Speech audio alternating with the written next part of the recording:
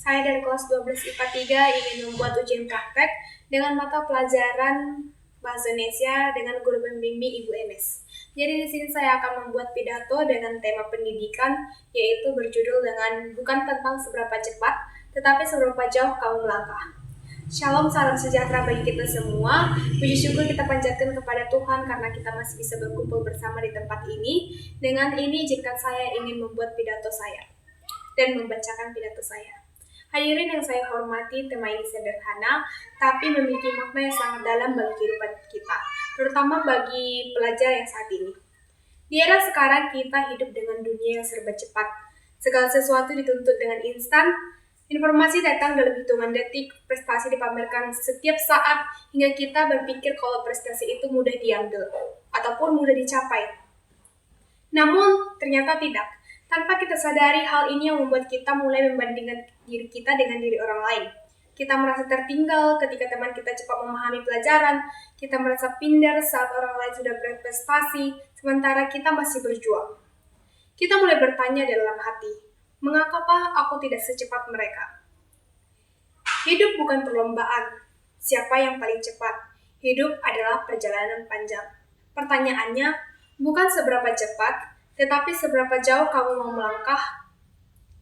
Tidak semua orang mulai dari garis start yang sama.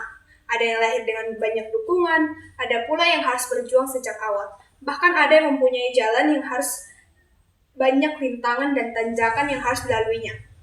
Jika kita terus membandingkan dengan kecepatan, maka kita akan lupa mensyukuri dari segala panjangnya proses yang sudah kita lalui.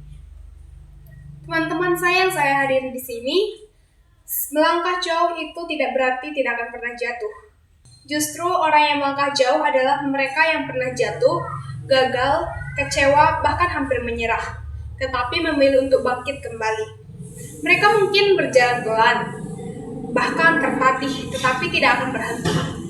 Langkah kecil seringkali kita anggap remeh, padahal langkah kecil yang dilakukan secara konsisten akan membuahkan hasil yang luar biasa. Dibandingkan kalau kita melangkah secara cepat, secara besar, tetapi tidak konsisten, itu tidak akan berbuah. Kegagalan bukanlah akhir dari segalanya. Kegagalan adalah bagian dari proses pembentukan diri.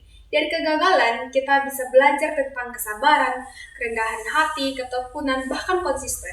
Tanpa kegagalan, kita tidak akan pernah benar-benar mengenal kemampuan dan kekuatan yang ada dalam diri kita.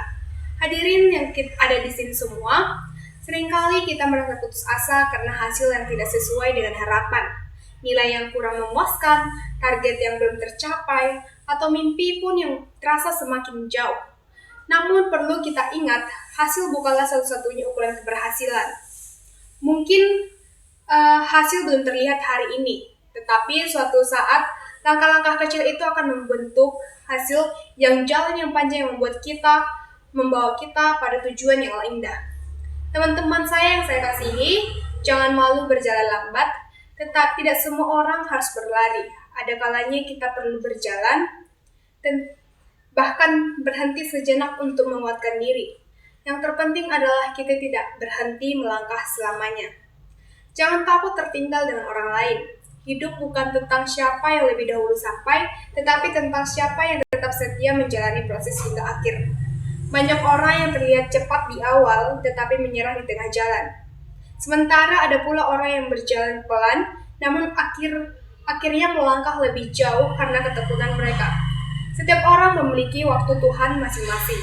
Tidak perlu iri pada pencapaian orang lain, tidak perlu merasa rendah, hanya karena proses kita yang lebih panjang. Fokuslah pada perjalananmu sendiri. Selama kamu terus melangkah, kamu sedang dibentuk menjadi pribadi yang kuat dan dewasa. Teman-teman, keberanian untuk terus mencoba meskipun gagal adalah kekuatan yang luar biasa.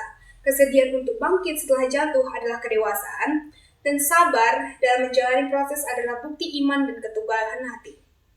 Mari kita ubah cara pandang kita dari mengejar kecepatan menjadi menghargai ketekunan, dari membandingkan diri dengan orang lain menjadi memperbaiki diri setiap hari, dari takut gagal menjadi berani melangkah.